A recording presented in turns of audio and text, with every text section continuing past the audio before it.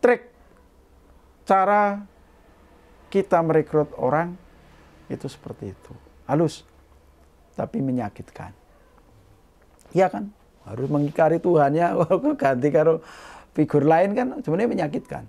Kepada ibu-ibu, bapak-bapak yang ini, tolong bapak ibu agamanya apa? Islam. Islam ya. Kalau berdoa kepada siapa? Kepada Allah. Oh ya. Doanya kapan? Bisa tengah malam ini. Tolong bapak ibu, 1 minggu ini bapak ibu doa kepada Allah bapak ibu dengan memohon 1 ekor kambing saja. Bismillahirrahmanirrahim.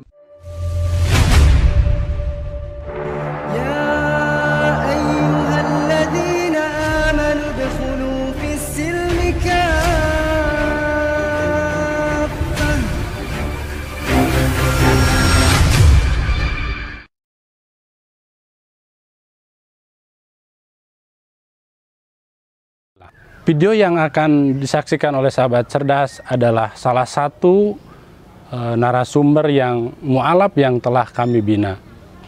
Selamat menyaksikan. Terima kasih. Billahi taufiq wal hidayah. Wassalamualaikum warahmatullahi wabarakatuh. Assalamualaikum warahmatullahi wabarakatuh. Alhamdulillah wa syukurillah la haula wala quwata illa billah. Amma ba'du. Pemirsa yang dirahmati Allah, perkenankanlah saya pada pagi siang hari ini memperkenalkan diri. Nama saya Sri Urip Ragil Wibowo dengan baptis Agustinus, yang oleh orang Jawa bapak saya memberikan nama yang sangat bagus untuk saya. Pertama adalah menyangkut masalah kehidupan dalam bentuk rezeki, kemudian kepemimpinan dalam gereja sehingga mendapatkan pemimpin yang berwibawa. Saya dilahirkan dari keluarga aktivis gereja di Bandung. Bapak ibu saya adalah seorang pendeta, kemudian saya 4 bersaudara. Saya adalah anak yang nomor 4, artinya nomor yang bungsu. Kenapa nama saya Ragil? Kemudian setelah saya selesai SMA, ibu saya meminta untuk saya masuk sekolah pendeta. Karena dari 3 kakak saya itu yang digadang-gadang bisa meneruskan perjuangan orang tua saya, ternyata tidak mau. Dia memilih jadi tentara, memilih jadi dokter, memilih jadi teknokrat. Sehingga saya satu-satunya harapan karena anak bungsu, dan saya tidak pernah menolak permintaan ibu, sehingga sayalah yang didaulat untuk meneruskan perjuangan bapak. Selesai S1 dari Sekolah Tinggi Teologi di Bandung, kemudian saya mengikuti kegiatan-kegiatan yang bersifat dakwah. Nah, setelah 1 tahun saya mengikuti kegiatan dakwah di atas memang itu kayak wajib. Jadi pengabdian wajib dari sekolah. Kemudian saya selesai dari situ, saya dipaksa oleh ibu dan keluarga untuk menikah. Nah, ini. Loh, kenapa? Karena di dalam gereja kami itu menikah hukumnya wajib untuk mengurangi fitnah manakala menjadi seorang imam. Karena imam itu mesti menghadapi segala macam masyarakat ya. Ada yang baik, ada yang tidak baik, ada yang cantik, ada yang tidak cantik. Artinya jangan sampai seorang imam ini tergoda sehingga masuk kepada perangkap dosa, sehingga dibentengi dengan menikah.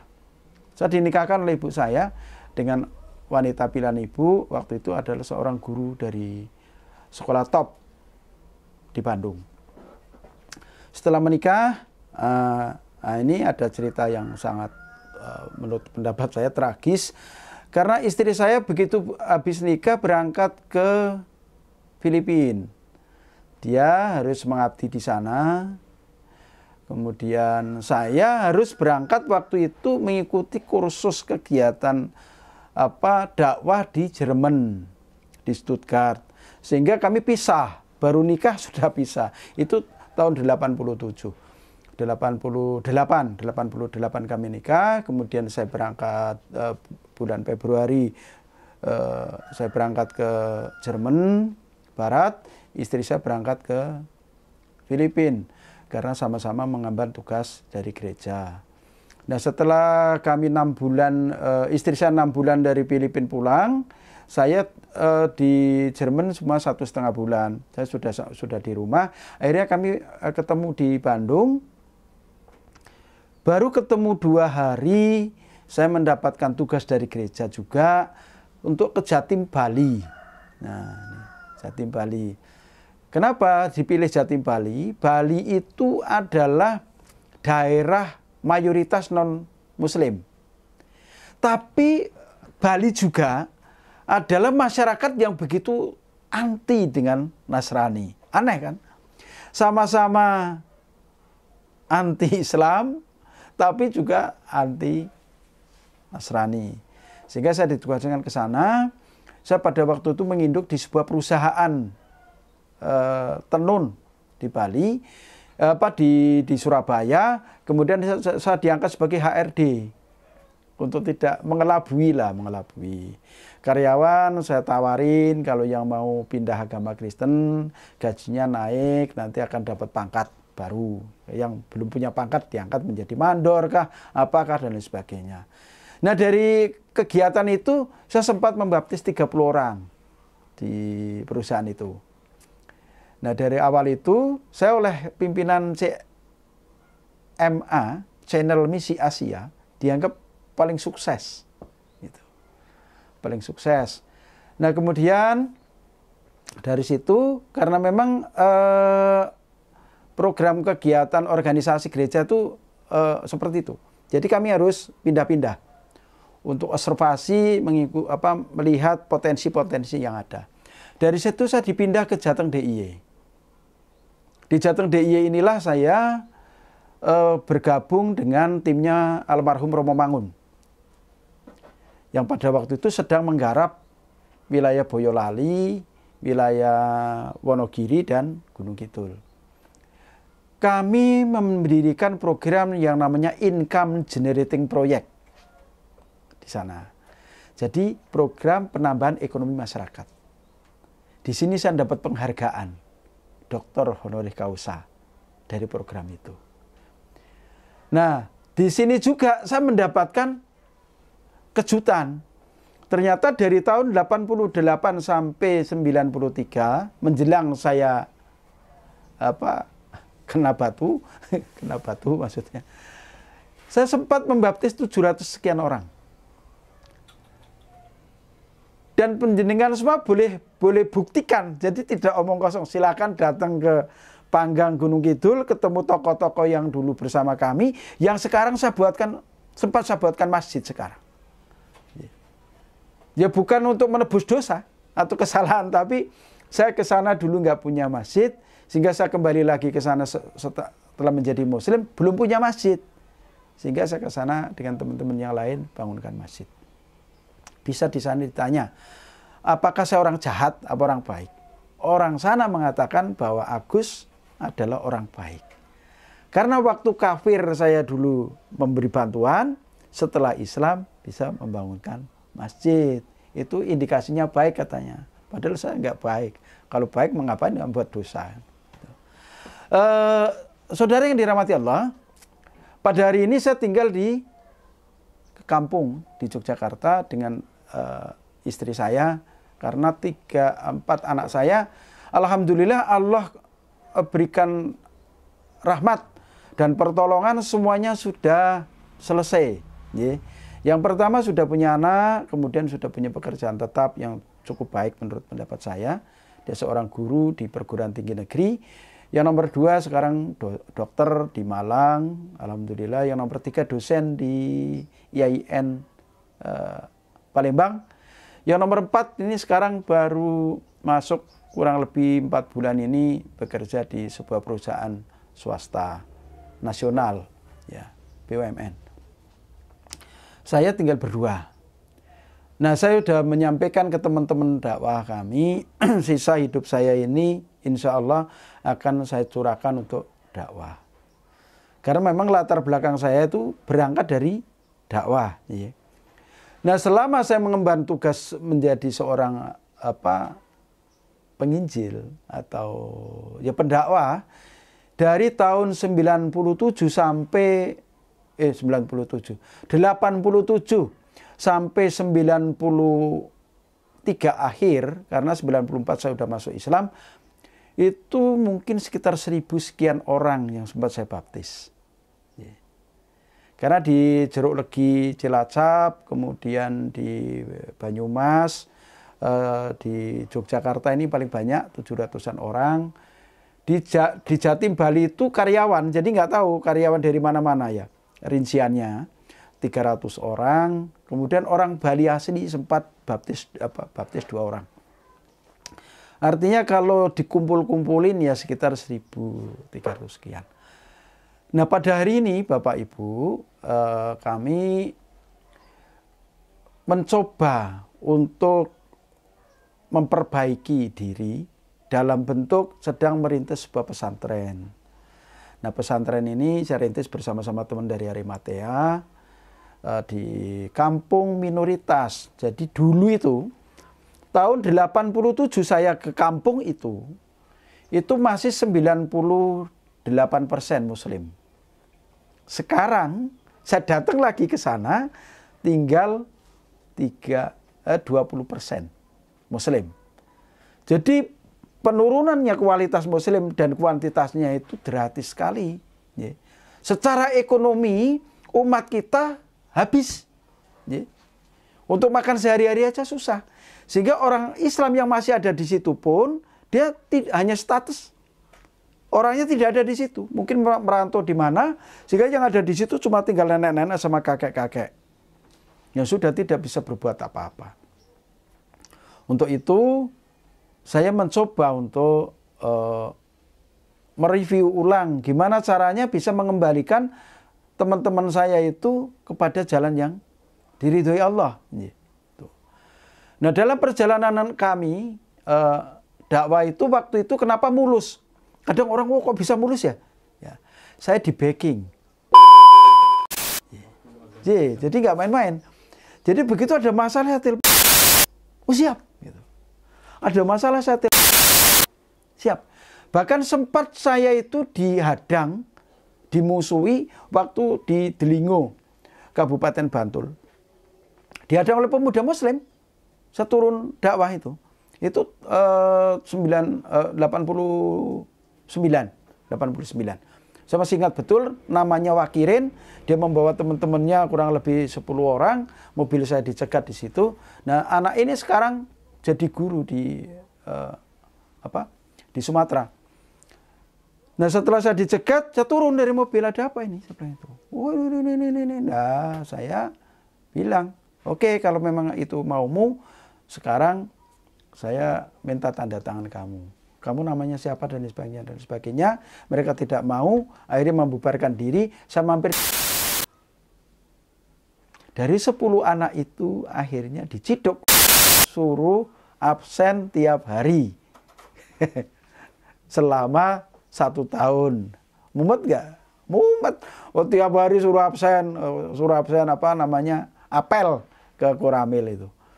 Nah, alhamdulillah dari perjalanan itu satu keluarga masuk Kristen dan membuat gereja sendiri.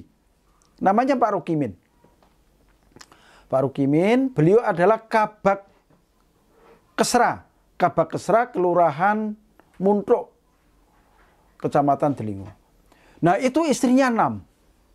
Jadi anak istrinya aja udah penuh satu gereja itu. Jadi nggak perlu dakwah ke lain kan.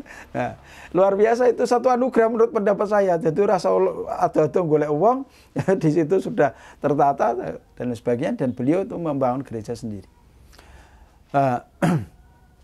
Setelah perjalanannya itu pada waktu itu tahun 92, saya melakukan kegiatan di Panggang, Gunung Kidul, Giri Sekar, Desa Giri Sekar. Disitulah saya melakukan program income generating project tadi. Nah, teman-teman pada masuk, ikut, kemudian pembinaan itu, di tengah-tengah itu, kita ada doa. Yang doanya tidak boleh dipimpin orang lain, harus dari tim kami. Doanya secara kami, ya Tuhan, dan sebagainya. Kemudian pada waktu itu terakhir saya sempat mengetes kepada ibu-ibu, bapak-bapak yang ini, tolong Bapak Ibu, agamanya apa? Islam. Islam ya. Kalau berdoa kepada siapa? Kepada Allah. Oh ya. Doanya kapan? Bisa tengah malam ini. Tolong Bapak Ibu, 1 minggu ini Bapak Ibu doa kepada Allah Bapak Ibu dengan memohon 1 ekor kambing saja. Saya bilang itu.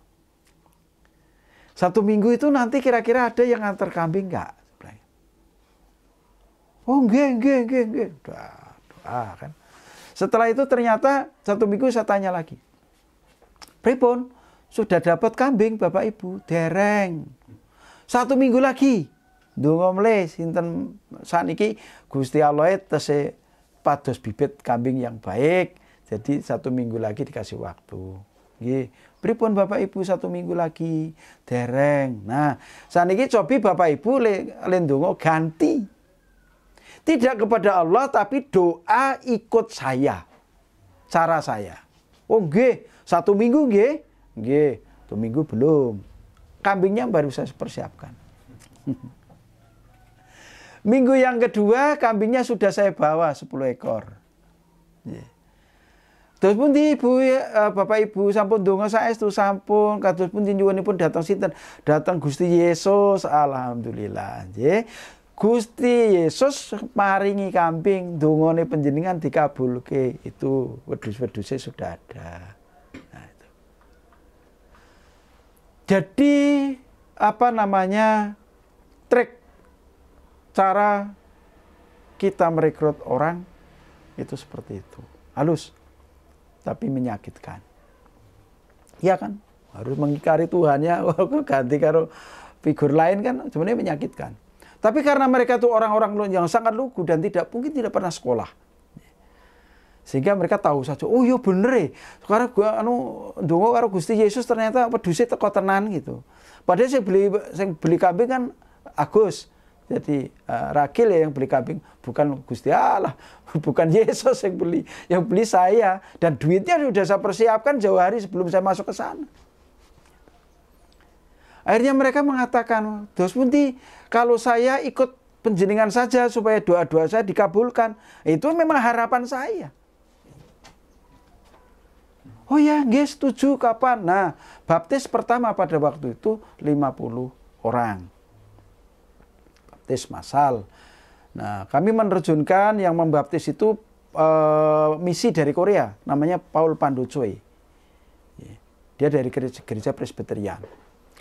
Nah, kemudian baptis yang kedua saya menurunkan dari Amerika Serikat, namanya Pak Ron Moore. Nah, terus Mr. Humble. Jadi enggak ini, kenapa saya datangkan mereka? Karena saya butuh dukungan fulusnya. Kalau saja banyak pertanyaan, kemudian kok nggak proposal, aku enggak. Kalau dari sana enggak. Ini ada bukti ya besok ya. Iya. Kira-kira berapa butuh anggarannya untuk itu? Wah, sekian lah gitu. Oh iya, langsung. Orang anggo pertanyaan data proposal udah tanin di data. Lah itu oleh umat Islam ketinggalan jauh itu di situ. Kebanyakan pertanyaan, teori, praktek tidak ada. Gitu. Kita praktek. Yang menjadi permasalahan adalah bagaimana waktu itu kami diancam-ancam orang. Ya biasa kan, diancam orang. Namanya menyakiti orang kan. Waktu itu kegiatan saya itu cuma menyakiti orang, tugasnya. Menyakiti orang gitu, membohongi orang gitu loh. Ya itu tugas penginjil itu seperti itu, jangan munafik lah. Kalau penginjil mengatakan ini enggak itu ya enggak memang, tapi enggak. Ya kalau penginjil, pendeta itu tugasnya memang membohongi orang gitu. Saya itu kan mantan pendeta, bukan pendeta kaleng-kaleng. Nah.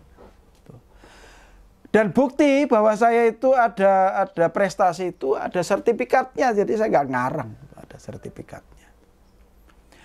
Yang ngasih saya itu pendeta Dr. Siti Amalia MSc. Dia adalah seorang hajah. Pulang dari haji nggak tahu ketemu siapa, tiba-tiba dia masuk Kristen. Akhirnya dia menjadi pimpinan pusat di pimpinan pusat penyebaran Injil Suara Nubuatan. Nah, jadi kenapa kebanyakan yang masuk Islam itu orang yang paham di dunia teologi karena mereka memahami, mempelajari dan menerapkan ya. Kalau yang masuk Islam itu Kristen itu Ini ya mungkin ada 3 faktor. Pertama, agamanya tidak begitu bagus. Yang kedua, kecewa dengan agamanya. Di dalam gereja itu tidak dapat tempat atau tidak dapat posisi. Yang ketiga, kurang secara ekonomi dia kurang baik. Gitu. Tapi kebetulan teman-teman saya yang masuk Islam itu, saya dengar-dengar itu ya selevel lah dengan kita itu. Artinya mereka pemahaman agamanya cukup baik. Bapak Ibu Saudara yang dirahmati Allah, setelah saya melakukan proses itu di Gunung Kidul itulah, kemudian saya ketemu namanya Pak Haji Jalal Muhsin dari PP Muhammadiyah. Dia adalah ketua Majelis Dakwah PP Muhammadiyah. Nah, beliau punya lembaga namanya Korp Dakwah Pedesaan. Itu yang mendampingi dakwah saya. Gitu. Setelah pada waktu itu November 93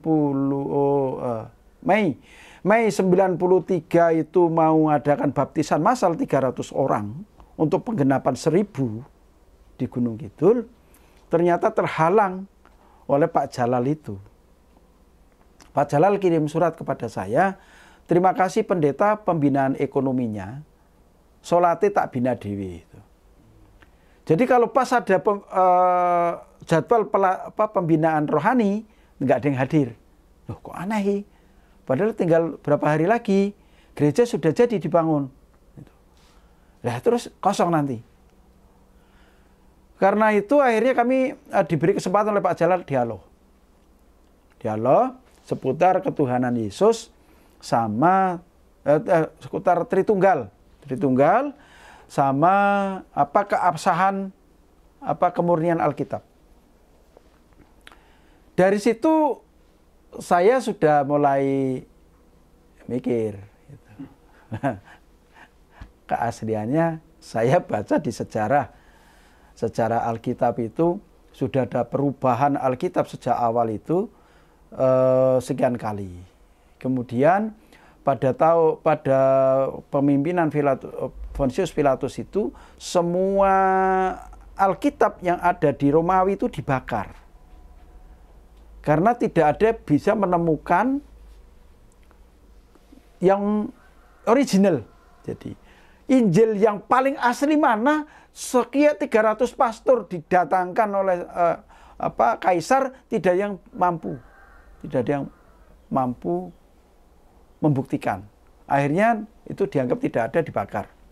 Nah, sisa-sisanya itu dikumpulkan oleh kaum Esena. Dikumpulkan, kemudian dicetak ulang yang sekarang dipakai oleh teman-teman di gereja. Nah, kalau saya ditantang seperti itu, aku harus jawab apa? Sama Pak Jalal, jangan kayak gitu lah, saya bilang itu. Yang lain aja judulnya saya bilang. Oh enggak, ini prinsip Mas Ragil. Akhirnya kami dialog, tapi saya punya keyakinan dan seyakin-yakin. Nah, sebelum saya dialog dengan Pak Jalal, saya pernah dialog dengan seorang tokoh lulusan pesantren yang terkenal di Jawa Timur. Dia adalah seorang kiai cukup terkenal dari Lombok. Dia kalah dengan saya dan sekarang menjadi pendeta besar di Kaligawe, Semarang. Gak main-main. Bisa ditanya orangnya di sana. Namanya Kiai Haji Samsudin Nur. Sekarang pendeta Samsudin Nur. Dia ketua GPPS Gereja Pantekosta Pusat Surabaya, wilayah Jawa Tengah. Waktu saya ketemu di pom bensin di Semarang, dilala saya tuh pakai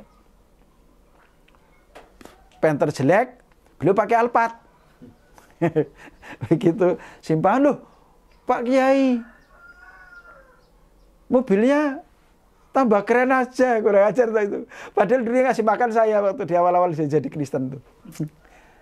Saya bilang itu saya tidak cari mobil saya, tapi cari kendaraan yang bisa membawa saya ke surga, Pak Pendeta, saya bilang gitu. Besok diskusi ya, saya bilang gitu.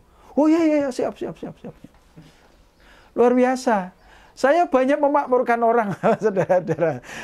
Orang yang tadinya Islam, masuk Kristen, di sekolahan teologi dan sebagainya, banyak yang udah makmur sekarang. Banyak udah makmur, punya macam-macam lah. udah makmur pokoknya. Nah, kalau mereka sekarang mengejek saya menghina ya itu wajar-wajar saja.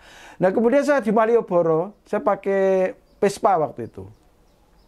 Sekarang Vespanya saya serahkan remaja masjid untuk operasional.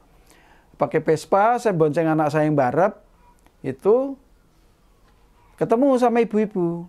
Pak Kiai, saya kira setelah jadi Kiai kendaraannya roda 10 gitu. Ternyata kok cuma roda 2 gitu. Nah, ini orang itu hidupnya dulu makan aja kami yang nyumbang itu. Sekarang kayak gitu. Oh iya Bu, saya nyanti yang roda 2 karena roda 10 nanti nabrak ibu mati, saya bilang gitu. Setelah saya masuk Islam 93 akhir masuk 94, problem baru datang. Ini tidak ya menurut pendapat saya lumayan. Waktu itu saya punya 2 orang anak, yang nomor 2 itu baru usia 4 bulan. Yang pertama 4 tahun. Sehingga terpaksa kami tinggalkan karena kami diusir. Diusir oleh keluarga besar. Kakak saya yang pertama itu tentara, ngundang kami ke Bandung, pulang ke Bandung. Dia bilang, Le, batas saya dengan kamu adalah pagar rumah itu ke sana. Sekarang, terkecuali kamu ikut kembali ke jalan Tuhan. Saya oleh bapak saya dibekali sebuah keyakinan. Bapak selalu memberikan kepada saya bimbingan seorang kasatria boleh kucurkan darah, tapi tidak boleh kucurkan air mata. Malam itu juga saya keluar dari rumah itu, membawa 1 tas pakaian. Saya ke terminal kebun kelapa. Dari Hegar mana ke kebun kelapa itu jauh. Saya jalan kaki. Gerimis-gerimis. Jalan kaki. Di tengah jalan ketemu namanya Kang Diki Ahmad Sodikin. Waktu itu pegawai Pemda. Dia teman main saya. Sempat jadi sekda dia. Akhir-akhir ini. Ketemu saya di jalan. Loh, Gus, mau kemana kamu? Mau ke kebun kelapa. Loh, kok jalan kaki? Iya, ini ya alasan lah pokoknya. Kalau gitu, ayo saya antar. Diantar. Dalam perjalanan saya nggak cerita. Tapi mungkin kepekaan seorang teman ya. Wah, ini koncoku ini lagi apes ini hidupnya kan gitu. Saya dikasih uang sama Kang Diki Ahmad Sodikin itu 10.000. Lumayan pada waktu itu 10.000, hampir 100.000 sekarang loh, lebih malah. Ini saya baru dapat rezeki Gus, mungkin bisa untuk tambah-tambah kamu itu. Kamu mau ke Jogja kan? Iya. Ya udah, bisa untuk beli tiket. Pada waktu itu bis Bandung Jogja baru 4.000. Ya 4.000, baru 4.000. Pulanglah saya ke Jogja. Sampai di Jogja, terminal Umbul Harjo,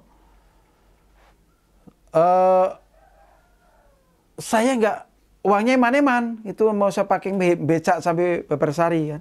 Eman-eman, akhirnya saya masuk ke angkringan. Jadi saya jalan kaki. Jalan kaki. Sampai di itu jam 3 malam sampai di Beringharjo. Sampai di rumah Babarsari itu saya udah jam 6 pagi. Sampai di rumah tidur dan sebagainya udah. Sampai di situ kurang lebih 1 minggu saya di situ diusir oleh gereja. Ya, itu kan fasilitas gereja. Bilang katanya, maaf sekali Mas, sekarang Anda itu bukan pendeta lagi dan bukan hamba Tuhan, sehingga Anda boleh meninggalkan tempat ini dengan apa yang Anda bawa waktu itu sini. Fasilitas yang ada di dalam tidak boleh kami bawa sama sekali, bahkan rekening pun diblokir. Jadi saya bawa tas lagi, kemudian ke rumah Pak Jalal Mohsin di Minggiran Baru. Disitulah saya nginep, belajar sholat dan sebagainya. Nah, setelah 3 bulan, belum sampai 3 bulan, di Pak Jalal saya dapat teror. Pak Jalal dapat teror. Wah, ini agak ngeri juga saya. Jadi diajak istri saya keluar, kemudian saya berangkat. Ternyata di tengah jalan ada peristiwa yang tidak mengenakan. Akhirnya keluar saya dari mobil istri saya terus kembali ke Pak Jalal. Paginya dari situ, ini yang sebenarnya agak menyakitkan. Saya tuh mau lari ke Sumatera, tidak punya uang. Karena tidak punya uang, saya ingat Allah itu mengingatkan saya. Hambaku, kamu kan baru saja bangun gereja. Atas nama sertifikat semuanya masih atas nama kamu. Itu bukan gereja, namanya rumah kamu. Kenapa nggak kamu jual? Itu loh, bisikan dari Allah itu. Apa dari setan, nggak ngerti lah. Wah, itu bisikannya itu. Akhirnya saya bilang sama Pak Jalal, saya punya rumah Pak Jalal. Ada sertifikatnya. Di mana? Di Jalan Wates. Luasnya berapa? Luasnya 300 meter tanahnya. Bangunannya 120. Oh iya, 10 kali 12. Karena itu saya pakai untuk ibadah waktu itu. Terus maksudnya gimana? Bisa jual. Wah, aku rantai duit mas. Nah semono gitu. Mau dijual berapa? Pak Jalal punya uang berapa?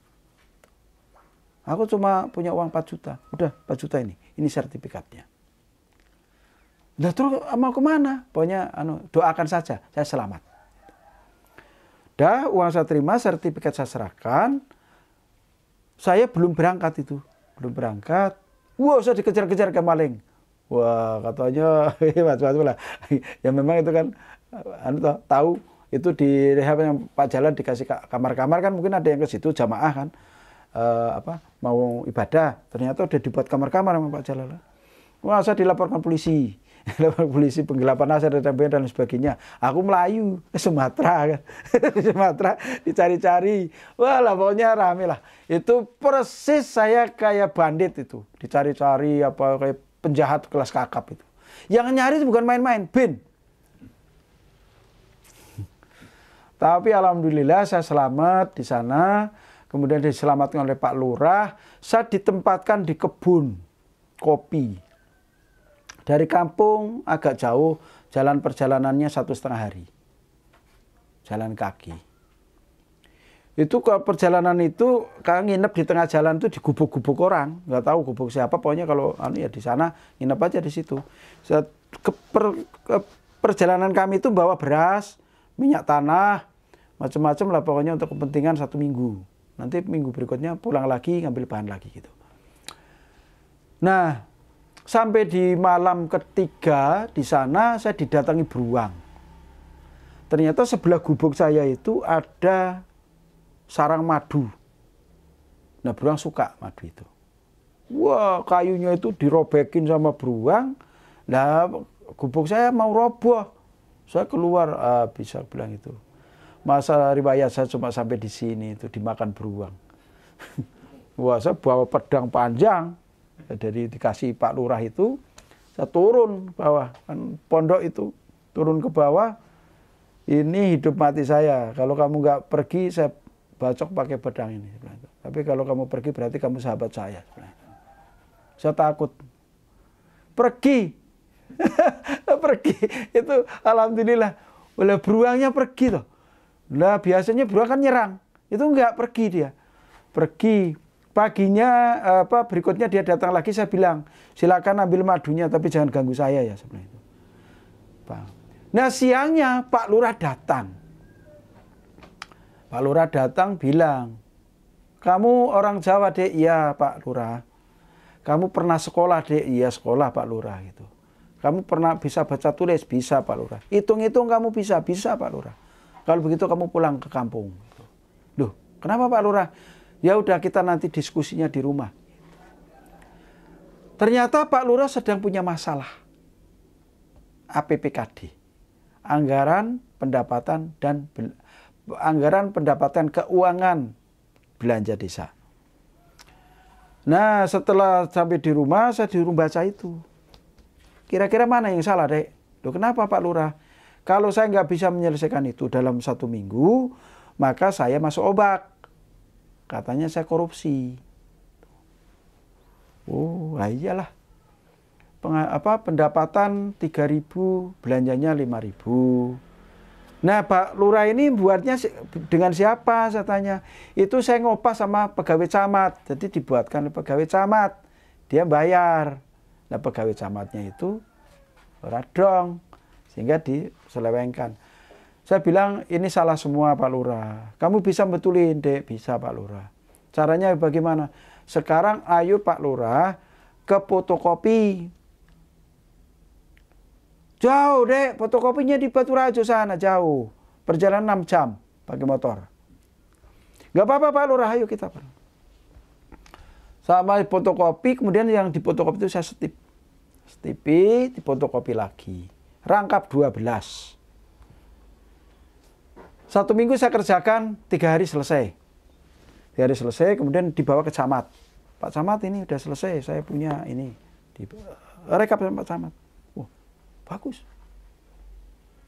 Yang ngerjakan siapa Pak Lurah? Karena Pak Camat tahu Pak Lurah nggak sekolah. Adik saya baru pulang dari Jawa katanya. Setahu saya Pak Lurah ini nggak punya adik laki-laki. Pak Lurah dari Jawa. Ini ceritanya gimana? Ngimpi. Betul, adik Pak Lurah dari tinggal di Jawa. Iya, sekolah di Jawa. Pandai anak adikku tuh. Oh gitu, boleh saya ketemu Pak Lurah? Boleh. Nah Pak Camat itu ternyata orang Bantul aslinya.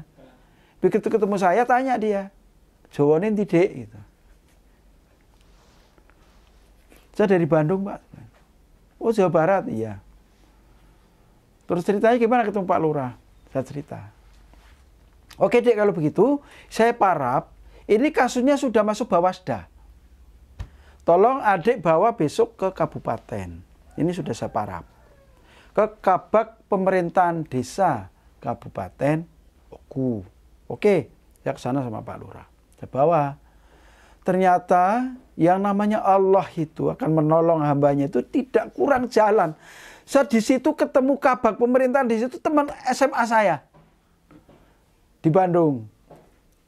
Dan dia asli Palembang. Kamu Pak, ceritanya gimana kamu sampai di sini? Saya cerita gini. Baik kalau begitu. Gak usah banyak cerita sekarang Pak. Kita ke Pak Bupati. Oh iya, loh terus gimana? Udah nanti ke Pak Bupati. Ini nggak bisa di saya, ini harus Pak Bupati.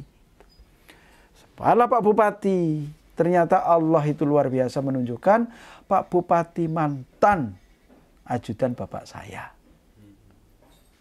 Itu lama nengok saya. Naik, bawah, naik. Saya juga takut juga nih, jangan-jangan saya dimasukkan penjara nih. Kalau orang mandangnya begitu amat sama saya. Dia tanya, kamu dari Bandung, Dek? Iya Pak, Bupati. Kamu tahu Jalan Merdeka, Jalan Hegar Mana? Tahu Pak. Kamu Hegar Mana berapa? Hegar Mana 5 Pak. Saya sudah mengira kamu adik saya katanya. Duh, kenapa Pak? Kamu tuh dulu yang buat mainan saya. Saya tuh ajudan bapak kamu 3 tahun. Dia cerita gini-gini. Tahun sekian saya bareng sama kamu. Ceritanya gimana sampai di sini Dek? Gitu. Cerita, ini Kak, Kak jangan panggil saya Bapak, panggil Abang. Baik Bang, cerita saya kejadiannya dan sebagainya. Berarti kamu kembali ke pangkuan Ibu Pertiwi. Sekarang kamu nggak usah pulang ke kampung ikut Pak Lurah, ikut saya. Pak Lurah marah, nggak bisa, yang nemu saya gitu. Udah Pak Lurah tenang, ini adik saya mau saya bawa sana. Saya dibawa ke Gubernur. Pak Gubernur itu satu angkatan dengan kakak saya di Akmil.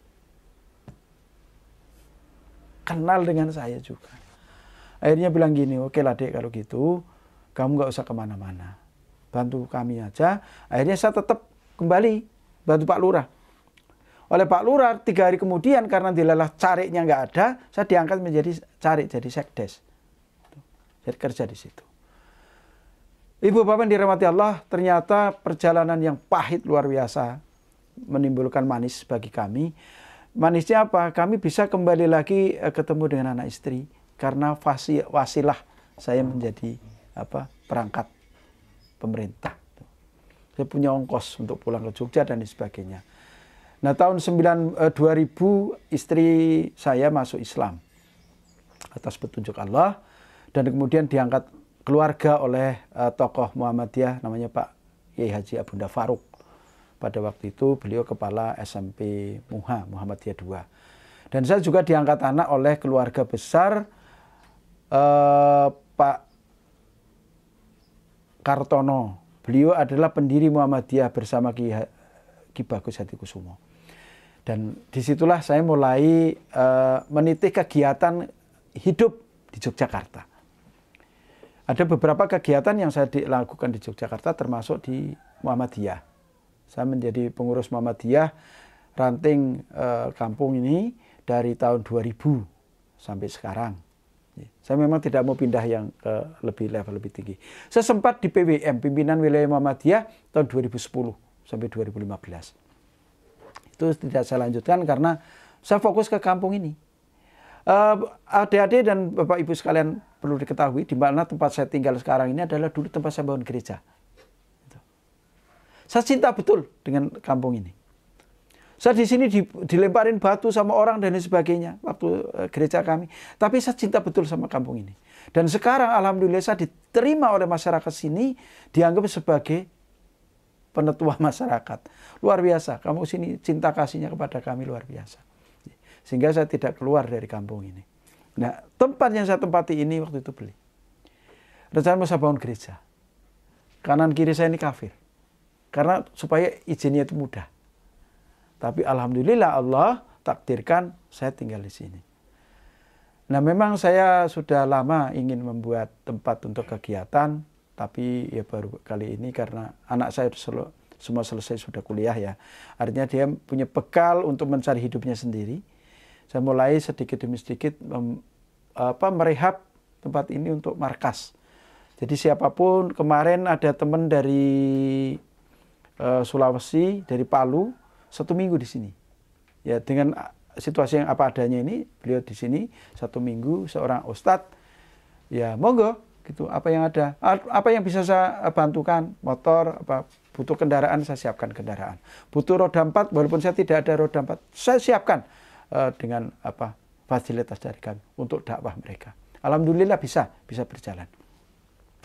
Nah, pada hari ini Bapak Ibu Saudara yang dirahmati Allah, saya bersama teman-teman sedang merintis pesantren di mana yang tadi saya ceritakan sudah 70% lebih muslimin jadi non-muslim. Di sana adalah dikepung tempat ibadah Katolik. Di seberang masjid kami itu 10 meter dari masjid kami adalah kapel. Kemudian tidak jauh dari situ kurang lebih 500 meter ada gua Santa Maria Welas Asih. Turun lagi ada Sendang Sono, pusat ritual kaum Katolik yang sangat terkenal. Turun lagi ada gereja Promasan. Yang gereja dirintis oleh orang Portugal namanya Peter Len apa siapa itu, yang di situ ada pusat peradaban Katolik di wilayah Jawa Tengah Selatan. Megah sekali, luas sekali, 15 hektar tanah. Di situ ada gereja, ada rumah sakit, ada sekolah, ada yayasan dan lain sebagainya. Di situ pusatnya. Sehingga kami terpencil, kami tidak punya apa-apa. Tapi Allah mulai merintis tahun 2017 kami membangun pesantren di sana. Tahun 2019 itu kena musibah COVID sehingga bubar dan bangunan yang kita siapkan sudah tidak bisa dipakai lagi. Habis dimakan rayap. Ini mulai kita kita bangun rehab kembali. Dari situlah saya mohon kepada Bapak Ibu muslimin yang sejawat, senafas dan seiman dengan kami, tolong dukung doa kami dan dukung juga pergerakan dakwah kami. Karena tanpa kita yang menyelamatkan kita sendiri, maka tidak ada orang lain yang akan bisa memberikan kontribusi dalam bentuk apapun. Kecuali ejekan dan hinaan. Itu yang saya terima tiap hari. Tapi alhamdulillah dengan cara itu Allah mendewasakan kami. Ya. Terima kasih Bapak Ibu Saudara yang dirahmati Allah. Itulah sekelumit cerita kami. Sebenarnya masih banyak cerita yang lain, tapi itulah kira-kira inti cerita yang saya alami. Mudah-mudahan bisa membuat Bapak Ibu sekalian ternyata mendapatkan Islam itu tidak mudah. Berdarah-darah bahkan nyawa taruhannya.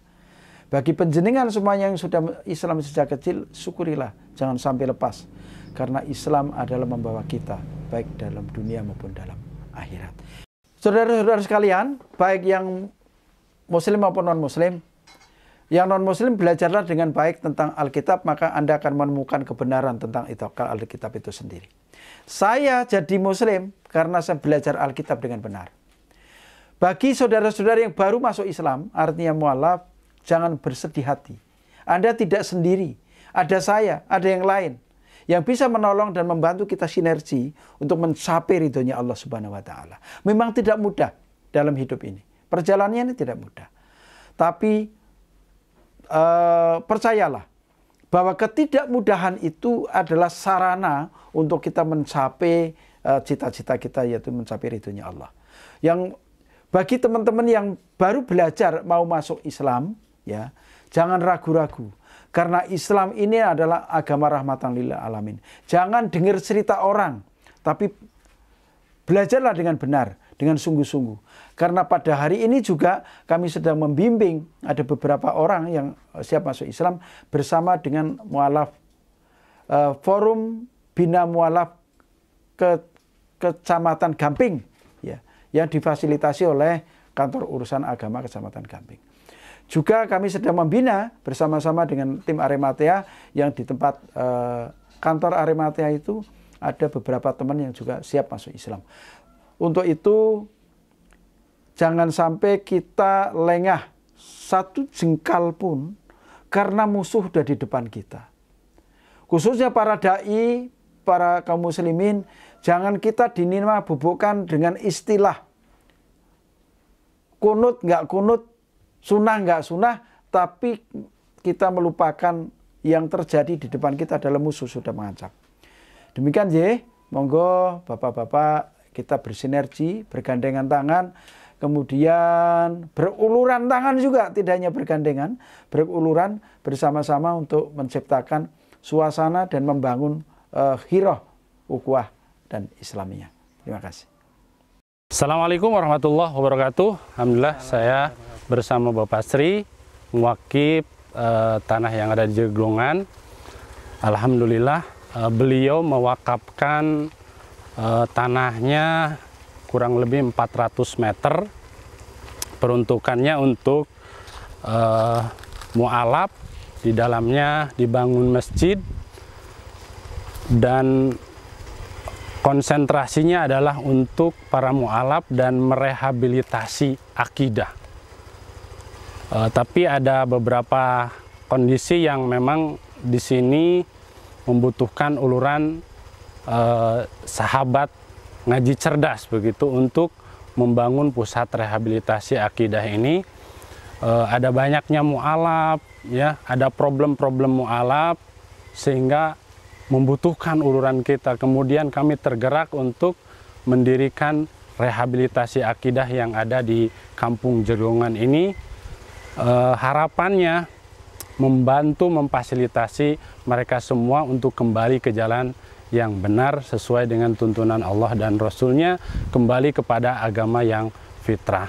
Oleh sebab itu kami mengajak kepada sahabat ngaji cerdas untuk mendermakan hartanya fisabilillah di jalan Allah Subhanahu wa taala. Insya Allah tentu akan mengalirkan jariah yang sangat luar biasa. Lebih-lebih di sini akan dibangun masjid, ya, sebagai syiarnya Allah Subhanahu wa taala. Kemudian yang kedua akan dijadikan sebagai pusat rehabilitasi akidah bagi saudara-saudara kita yang telah menyimpang dari jalan yang lurus, untuk kita didik, untuk kita bina, dan untuk kita arahkan ke jalan Allah Subhanahu wa taala. Mudah-mudahan bermanfaat. Billahi taufiq wal hidayah. Wassalamualaikum warahmatullahi wabarakatuh.